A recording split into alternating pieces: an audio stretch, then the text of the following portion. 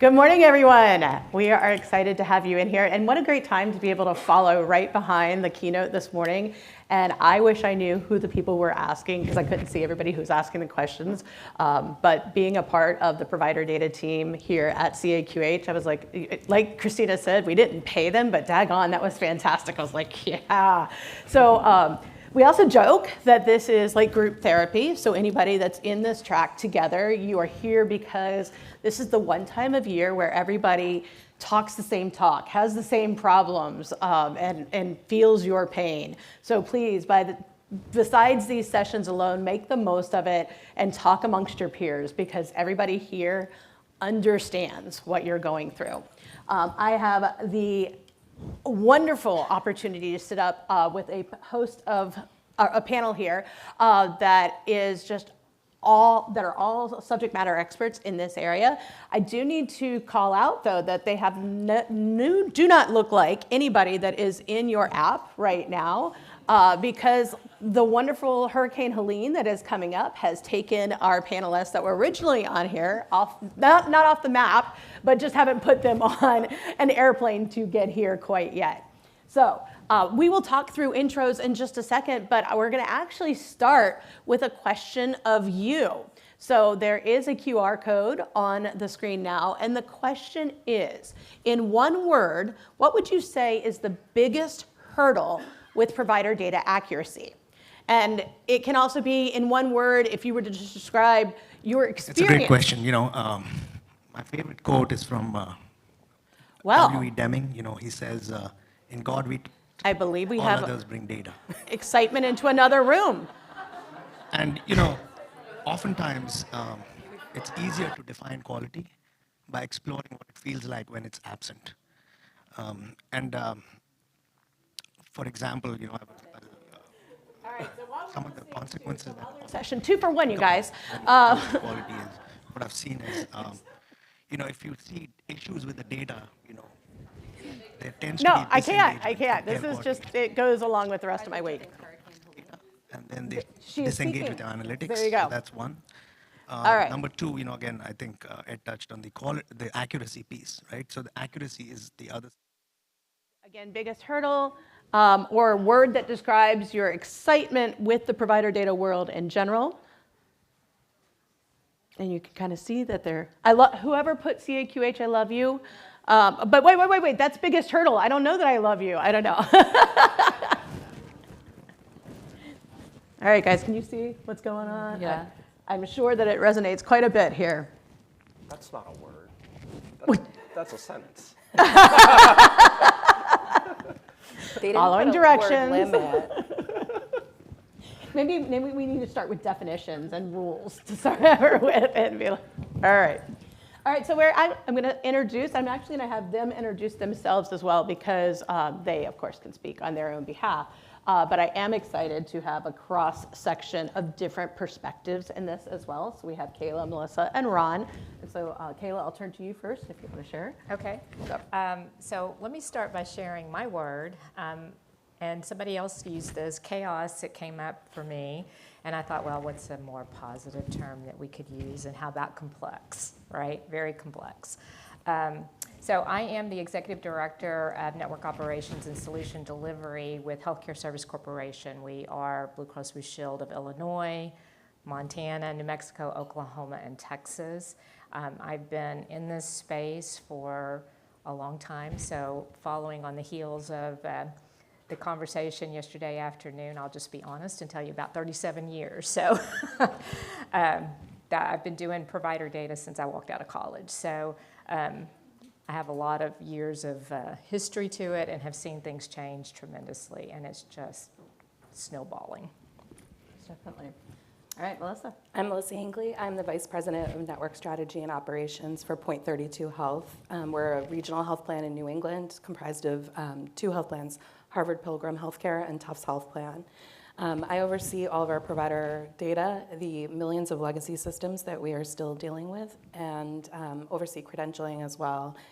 I've been doing this, I started actually in the member and sales aspects, and then I moved to provider data because I thought we could fix it easily, and then I realized that that was not easy. But I appreciate that I started in the member and sales area because you can kind of see the interconnected way that provider data is foundational to all things health plans do and ultimately to the patient experience. Awesome. Most definitely is something we're going to touch. Ron, before I have you introduce, I would love to play musical chairs with you because I see that you are almost behind a pillar, and I would rather them focus on you than me. They don't need me. Okay. So let's play musical chairs for a second, and then, by all means, please I thought we were going to introduce. play actual music. I thought so too. I'm sorry, I got you excited. Hello, everybody. And mentioned therapy. So my name is Ron Wong, and I haven't touched an NPI in 5 years. Just a joke. Okay, Ron Wong, co-founder of De Facto Health. We are a company that integrates with and queries payers' provider directory APIs. So query your guys' APIs and maybe several of yours too. If you'd like to know how your API is working or not, let me know. We make that data available to other companies that need information on healthcare providers and the insurances they accept. I used to work at CAQH, so I have some experience with provider data from CAQH as well. So maybe that's why they put CAQH up there. It's because It's Ron. It's Ron, all my yeah, that does make sense. Actually, just not to out Ron here, but I do believe this morning at breakfast, he told me that while not a judgmental person, the way that he recognizes you is whether your API works or not. So, just so no judgment. I know your interop team people's names on a first name basis. I talk to them a whole lot. So the first question, as this session is actually titled Data Accuracy, the power of, let's see if I can use my words this morning, the power of precision. And we wanted to actually start with, let's talk about the difference between data accuracy, data quality. And I want to hear from each of you kind of your definition along it. And then what we'll do is kind of in the background, there's a slide that we're going to put up that by data management standards, the 6 dimensions of data quality, so that for the crowd, we can kind of go back and forth between those. But to many, there are things that data quality is, and even more importantly, I would love also your perspective on debunking some of the myths of what data quality is actually not. So just for excitement, Kayla, I'm actually going to start with you, just kind of so we're not like always going down the line. So. All right, so I think that there's a lot of focus right now on accuracy of data.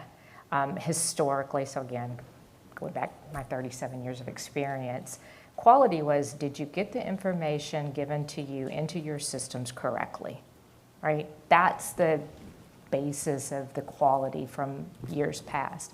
Now it's become more about, do you have the right information? And that's really important. Do we have the right information? So oftentimes I think, there are people in provider offices that are giving us this information. They make errors, they're human too, right?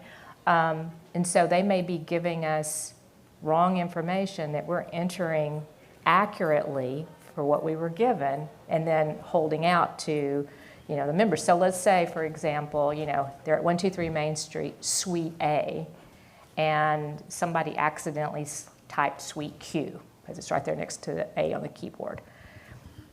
We're going to put that in our system, but when the member goes to see that provider, they're looking for Suite Q, and there's no such thing. All right, so you can have quality input and still have inaccurate data. I think the other component is also there's a focus recently I've been hearing, at least within my health plans, about completeness. And so I'll give you an example of provider languages, or the languages spoken in the office. Do we know all the languages spoken in that office? So we may have collected that information upon initial enrollment, and maybe they've hired somebody now that speaks a language that they didn't have available to them at the time they enrolled, but nobody's thought to update us on that. So, and how do we constantly get that kind of information? And then I think there's use cases that are growing exponentially as we look to improve outcomes for our members. So we're looking for additional pieces, and I'll go back to yesterday's keynote. Menopause and perimenopause are not specialties, right? They're not. And we don't do privileging as payers. So I don't know who specializes in that. And I think if you went and polled all the OB-GYNs across the country, most of them are going to tell you, yeah, we treat perimenopause and menopause, but is that really their passion? Is that their focus? And so, if you're trying to build a patient-centered program around that for women like me, it's hard to find that data. So all of that is being lumped into the word accuracy these days. Right, absolutely. Ron, taking that to same question, and then tying it to, especially with the interactions that you're seeing across all of these companies and some of the challenges that you're seeing there, that'd be great to hear. Yeah, so just building a little bit on Kayla's response of the use cases and what patients are trying to get out of the data, I think we have to start there.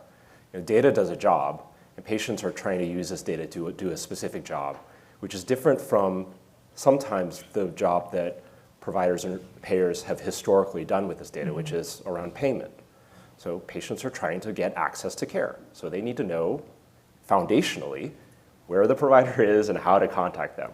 There's all sorts of other stuff too. And they need all that other information as well, but that's foundationally, they need to know what type of provider you are, where you are, and how to get in touch with you to make an appointment. And on the addresses side, and you guys are so familiar with this, I'm sure, you've seen the over-association of addresses with providers.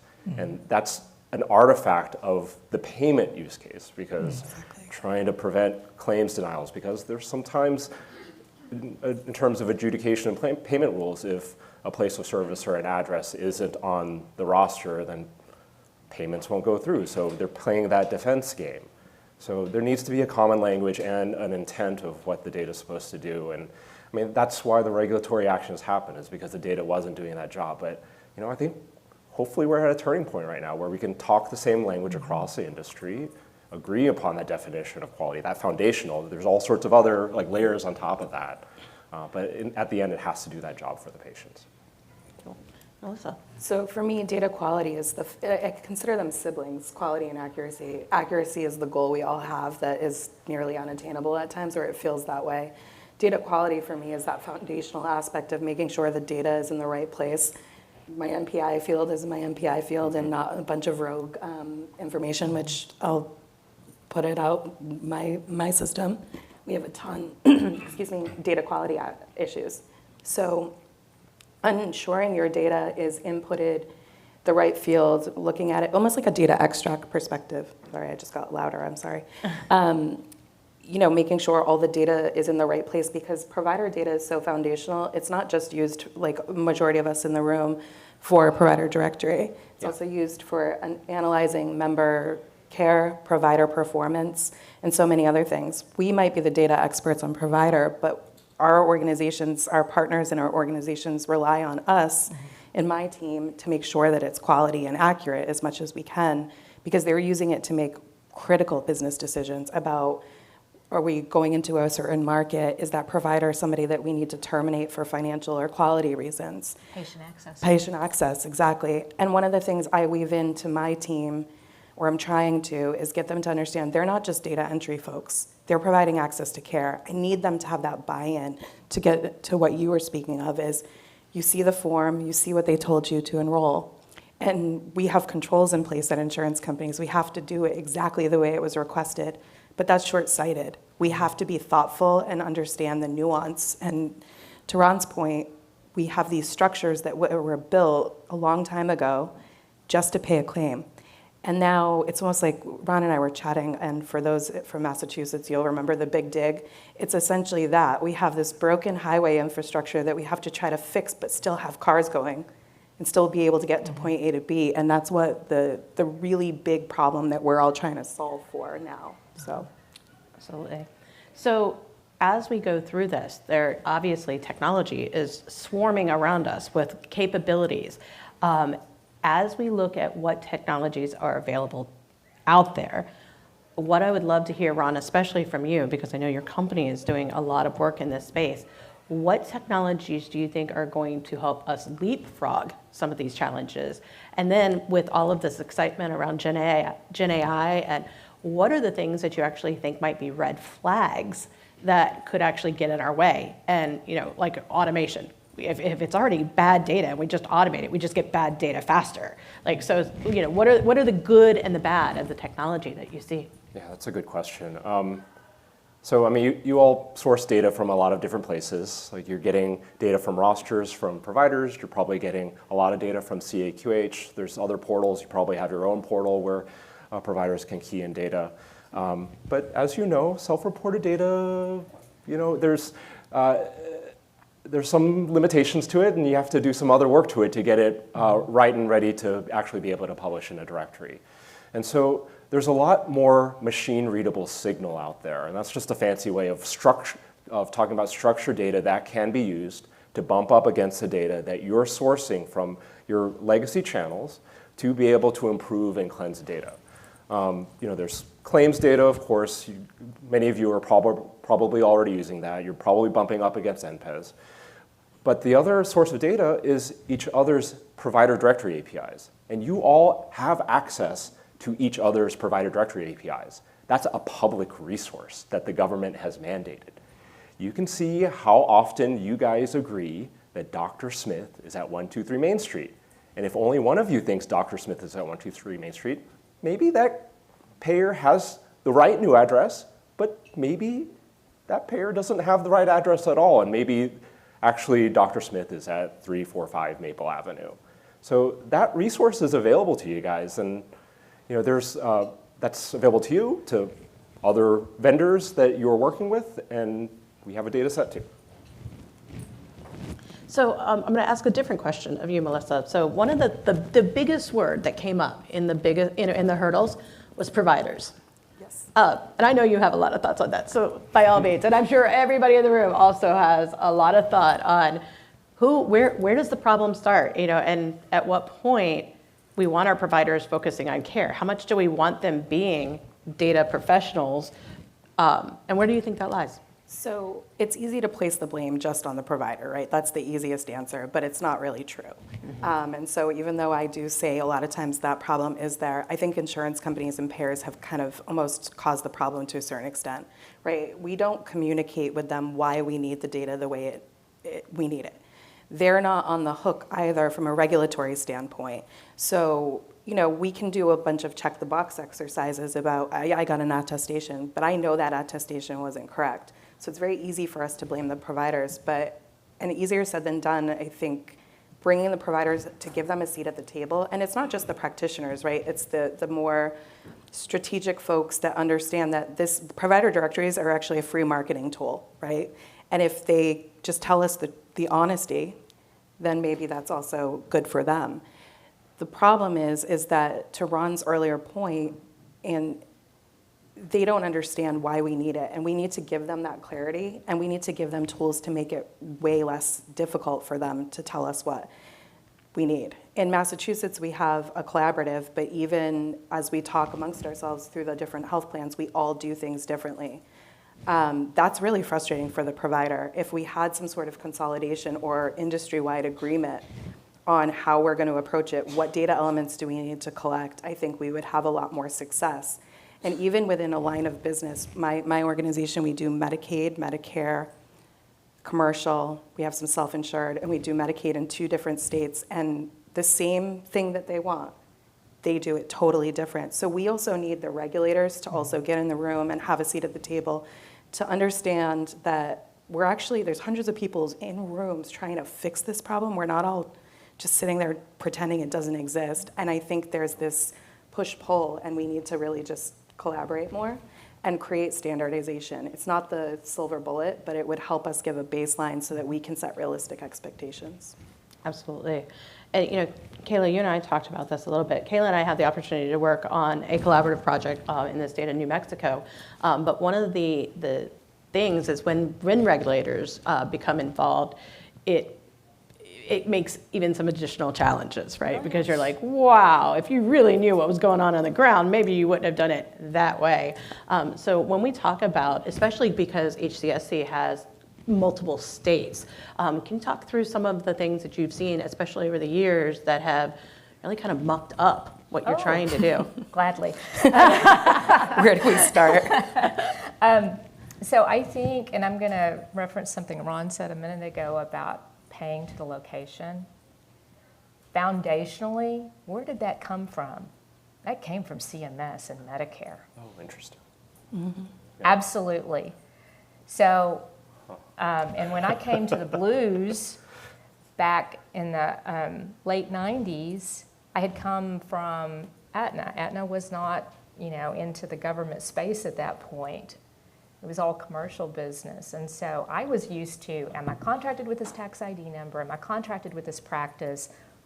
You can see them anywhere that they go, that practice is. So you got ABC Medical Group in 3 locations, north, south, and central. That provider can go any of those places and see a patient, and I consider it in network because I've got a contract with ABC Medical Group. And I get to the Blues, and it was, wait, you're gonna contract at the north location but not the south location? Huh? And so I quickly learned, because we were at the time a Medicare intermediary, that, this is because of CMS. So then the state Medicaid agencies have taken it one step further, and they're requiring providers to attest by location. So, and then they come at us wanting us to reduce provider abrasion. It's like, well, check your own backyard. And then they have systems that they want us to match, so we can't send them encounter data. We can't send them our provider files unless it matches what they think they know the truth to be. And yet they'll have things like a specialty. I'll use Texas as an example of TH Steps. TH Steps is not a specialty. That's a program. That's an immunization program for children. That's not a specialty, but that's the specialty that they have in their system. And I'm supposed to match that. And then they went one step further and said, you can't take your data and convert it to match ours. You have to have it in your system that way, right? Like, what do you care if I have it in my system that way? But how are you going to go out and tell the patient community, this is a TH Steps provider, this is their specialty? They want to know it's a pediatrician, or it's an internist, or it's a family practitioner. They want to know that. They don't want to know just TH Steps. They want to know that, but that's not all they want to know. So, and we get all the progressive credentialing legislation. New Mexico and Oklahoma are wearing us out. And it's all about, they want us to use common CVOs. Right. That's not helping the provider. That's not where the abrasion is for the provider, because they're not involved in the primary source verification. If they would keep their CAQH application up to date every 120 days like they're supposed to, I wouldn't bother them at all. They'd never have to hear from me, at least for credentialing. So I think, we're getting legislated more and more things, and CMS is coming out with more and more requirements. We had the NSA activity and the 90-day attestation, and Don't forget about 2-day turnaround time, which is really achievable for all of us. Yeah, because, we are all staffed to just sit and wait for that update to come in so that we can process it immediately while maintaining, keeping our medical cost ratios low and premiums low, right? So I think that, to the point earlier about all of us coming together, it's got to, the government has to align with us and not us aligning with them, because every state's doing something different. And then every state has, there's a state Medicaid agency and there's a Department of Insurance, and it just... And then if you're in California, there's actually 2 dueling regulators. Yeah. That's a real treat. Yeah. So as we're looking at, there's lots of other forces besides what's just in healthcare that are driving some of these, particularly for the providers, some of it being economic and business. And so we're seeing, this business entity and the tax identification numbers in which they're doing business, just being one of the things. What I would love, before we go to a final closing question, is what is the biggest gotcha that, seems to be, okay, well, that would have been completely a surprise as far as provider data, or the biggest challenge? No matter how hard you try, it just continues to sneak up on you. Providers not telling us when they quit their jobs, when they leave a state. That's something, I'm going to air my dirty laundry. The other day I did what I called an audit, which I'll be honest, it wasn't a super audit. I just VLOOKUP'd a couple of MPI numbers.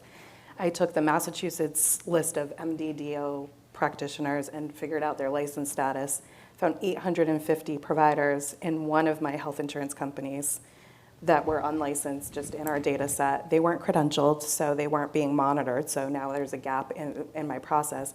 On the other health plan, that's because I have the treat of managing a couple of them at once, it sounds familiar, there's 1,400. And so we can't keep up. We have limited automation because a lot of us are working in systems that were built well before technology, and we're trying to retrofit and layer on other things. So I think most people, I don't know, they're just, providers have to engage better. We all need to be more proactive, but for most of us in the room, provider teams, especially provider enrollment, are wildly underfunded.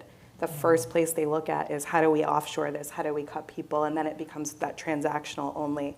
We need to figure out how to be more proactive, and we all as leaders need to do the job of telling the financial folks at our plans of where there's a return on value. It doesn't feel like return on investment because it costs money, but we have to be proactive. It's really hard to calculate that and prove the point, but that's where we need to go. It's all soft. It's no, I can't say, oh, well, like on the clinical side, they say, we're going to implement this program and it's going to reduce spend by this much. I can't say that, Exactly. right? And I'm a big target, 600 plus employees across the 5 plans. So, yeah, you got an excellent point there. We are underfunded, and I think it's time to just shift the whole thought process around provider data. And I said this to AHIP, and I said it to CMS too, that maybe I don't need to be in the business of knowing a provider's office hours, okay? Maybe I don't need to be in the business of knowing he's at 123 Main Street 5 days a week, because you know what? We all have one of these in our hands, right? What I need to tell my members is what networks he's in for me, and what information I know about him based on programs that that my health plan has implemented. What's his quality rating? What's his, efficiency rating? Whatever kind of programs, is he part of some kind of perimenopause, menopause program that we've implemented? Those are the things that I need to be telling members so that they can make an educated decision. Maybe I need to be mining my claim data and coming up with, all the areas of focus that they have, as opposed to asking them, because every OB-GYN's going to say they treat menopausal women just about, right? Maybe I mine my claim data and start putting it out there, based on that. That's what we need to be telling our patients and our members, because they can find where to go see this provider. They can see what their office hours are. And even our Medicaid members have one of these in their hand. So, Can I build on that? Yeah, please. I love that. Because, think about your own experience as a patient or your friends and family. This is what I use. I you're never looking for a use my own. doctor, I never use my provider directory. Google is the directory, Right. actually. And people are going to the payer directory just to see if a provider is in network or not. Exactly. So should there be a demarcation of what data the carriers are responsible for and the data that the providers are responsible for? And can we have definitions of which data goes here and which data goes there, and then have a shared agreement of what accuracy is on both sides? Yeah. I love that. Yeah. And then in addition to that, if we're going to get data from the providers, can we get access to the right systems that have data on office hours and their availability? And Their what- scheduling Epic, systems? right? What? Yes. Yes. See, I Or told their you guys, Google therapy. entry. It's more the Google office hours. Like you look up a restaurant and you see the Google hours. business, right. That is always more accurate for a provider office than what they have told us. Yeah. And we all intake it differently. We all input it differently. The interpretation is so yeah. I agree, and I think it's it's a difficult conversation to start, especially because there's so many nearly draconian measures being levied against the payers. Right. The providers don't have the skin in the game that we do. They're not as liable, and I'm not blaming them for that, right? But it's harder because the legislation comes at us to try to solve a problem that is not solely our doing. I'm not sitting here defending and pretending health insurance companies are the greatest organizations, right? Like, we can be realistic there, but there's more people trying to solve these problems at payers than most legislators or providers understand. We don't want to make it difficult for the provider. It would be great if I only had to know Dr. A is contracted with that TIN, and I'm going to pay all your claims. I don't care where you delivered the service. But to your point, in the Medicaid space, they've overcomplicated it. Yeah. And they've conflated credentialing with provider data, which is also a treat for us all. Every provider thinks credentialing is the root of all evil. Little do they know, most of them don't even need to go through credentialing if they're, hospital-based. So yeah, there's so many root causes, and I think flipping it and getting really creative and trying to figure out, what do we need? What is the best patient experience? What's the best member experience? It's not a provider directory. Right. Well, and I was talking to Sarah this morning, and 30 years ago, there wasn't internet. You didn't have phones. We were dependent upon that book from the payer sometimes, to know where to go find a provider. That was our lifeline. Not only was it to know who's in network, but where are they? Because your only other tool was the yellow pages, right?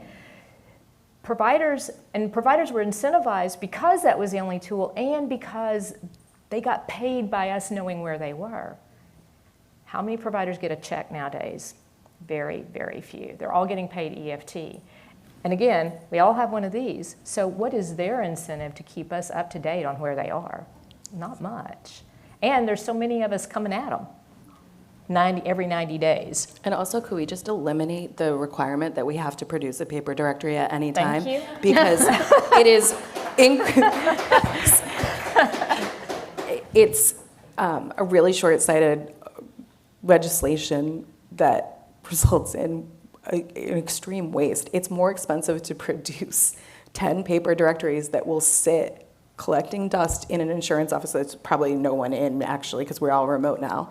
But we have to have them on hand just in case.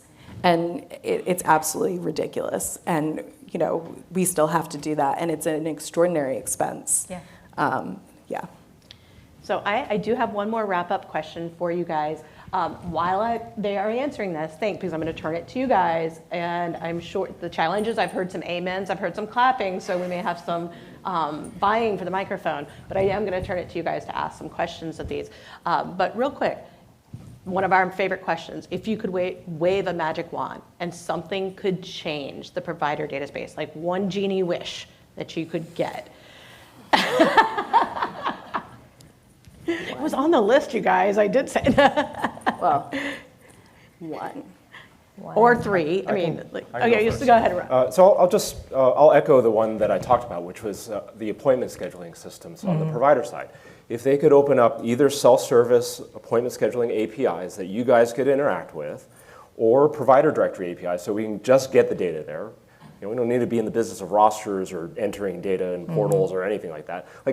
If we want to reduce abrasion, let's get the people out of the mix, like typing in data. Let's just source the data from the right place. But I know that there's limits on regulatory authority on the providers, but you did say I had a magic wand. You do have a magic wand, that's right. All right, Kayla. So I would say that there's a couple of things that I get pushed back on consistently or pushed on. One is the specialties and services provided. So people confuse specialty and service or, procedures. So I would love there to be some place where I can go and know that, this orthopedic surgeon does shoulder replacements, because not every orthopedic surgeon does shoulder replacements, right? Yeah. And be able to offer that out to my members, because you can't even really find that on Google very well, right?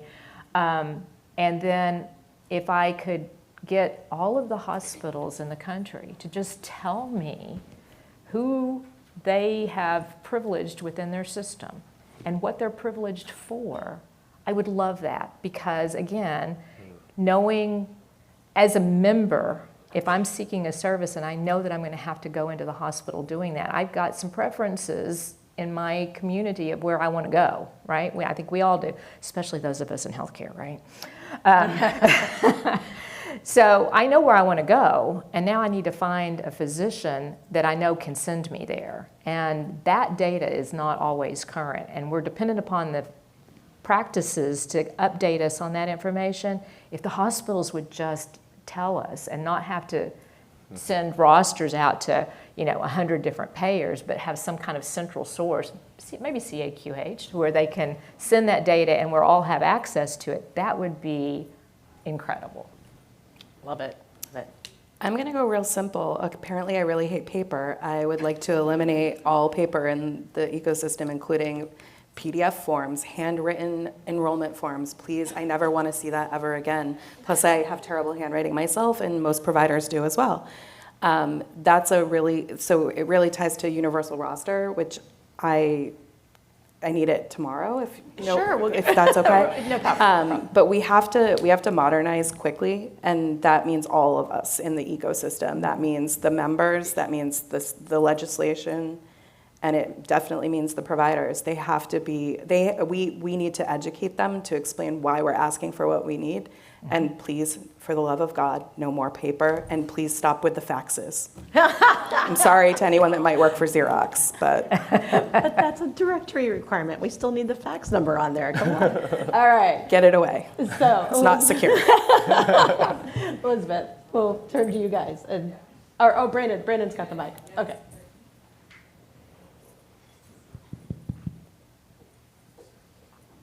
Really appreciate this conversation.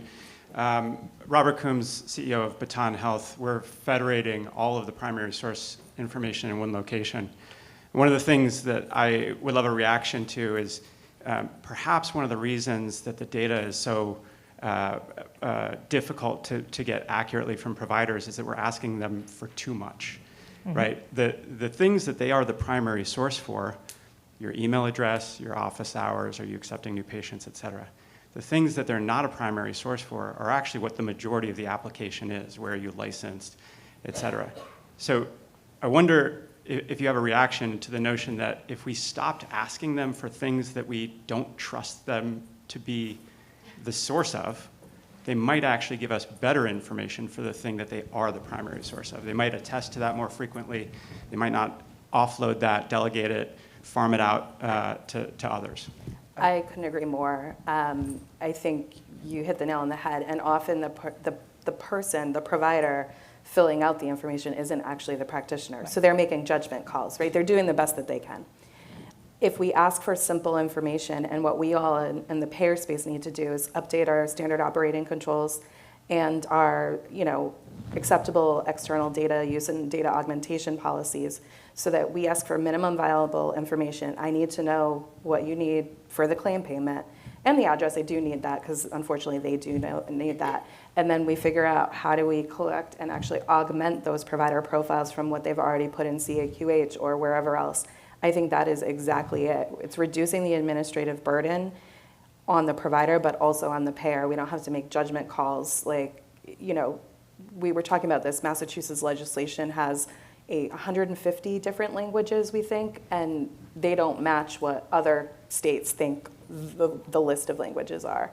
And so if we get to standardization and we can augment data profiles and ask for minimum viable, I think we would see a lot more success, and it would support multiple things: provider directory, information, as well as credentialing as well. And kind of what you were getting at is, where's the orthopedic surgeon or the hand surgeon that only operates on the left pinky finger? We don't know that. But if they want to tell us that somewhere else and we can augment our data, I think we'd find a lot more success. Yeah. I think that historically, and I don't know, I'm going to speak from my own experience, I'm sure other health plans were probably the same, we wouldn't update data unless it came directly from the provider. So circling back to what I said a while ago, what is their incentive anymore to keep us updated on some of this information when it's available by Google, right? So again, I'm going to reiterate what I said earlier. We've got to change. We've got to flip this on its head, and we got to do something different. And we got to drag the regulators with us. Yeah. I'm in. I think if maybe the core principle is, if you can know it, don't ask for it. Just pre-populate it. And that at least should happen on payer portals. It could potentially happen within CAQH applications too. If you can get access to the data from the primary source, just plop it in there. It's there. It's from the primary source. You don't have to verify it again. It's already verified. It's from the primary source. And then I think there's a judgment call on directory-related information. What is the quote-unquote primary source of addresses and phone numbers and things like that? I think it's the provider, but I think it's from the right department within the provider organization that you can depend on for that data. I think the other thing, back to your magic wand, if I could wave my magic wand, all of the state licensing agencies would have electronic or online capabilities. And they would all publish NPI, so Yes. it's easy to view, and we can do Yes, data audits. and they Call would your quit, congressman. using us as their revenue stream. So I think there's one in Texas that we pay $50-something to get verification of a license, and we have to send them a paper check. It would also Really? be helpful, yeah, it would also be helpful if each state licensing agency licensed all of the different types of practitioners, instead of having on Tuesdays we go to this board and on Wednesdays we go to this one. We've got 37 boards, is that right, Aretha, in Texas? How many was it? 27. 27 boards. Yeah, in that's awesome, Texas. right? Yeah, easy to get to, right? And look at not that. all of them are electronic. That's not just waste for us, that's waste in the that's waste for the taxpayers. Yeah. Right, we're funding that, and it's okay, right? We want there to be licensing. I Yeah. looked at Dr. Death's credentialing file in Texas once, that was a real treat.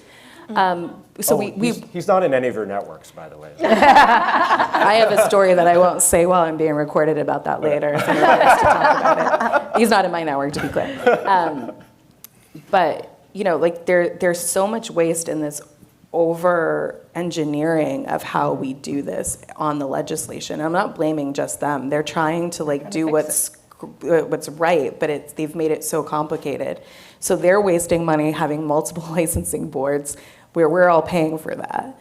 And then as payers, we're also paying for that again. So yeah, there's a lack of consistency. There's a lack of, they need to buy into data accuracy and data quality as well on the licensing But stuff. to Ron's point, if they were all, had something online or APIs, the CAQHs of the world could grab the data. Or maybe we just do federal licensing and let That's a it thought, across too. state. So that would make my life a lot easier, selfishly. So the magic wand thing is really just now I'm like, Oh, I'm you asked the hopeful question. Well, and Tammy, by the way, we didn't pay them to talk about authoritative sources, but I know that, you heard angels singing when we talked about populating from authoritative sources. So from AMA, I was calling that out. All right, so as far as being on time, I am going to cut it here, but like I said, you guys have an entire track of peers to use this time, ask these questions of each other, get contact so that you're not just in the later parts of September and October feeling the love, feel it throughout the year. So glad that you guys, thank you all to the panelists as well. Thank you for your engagement and enjoy the rest of the conference.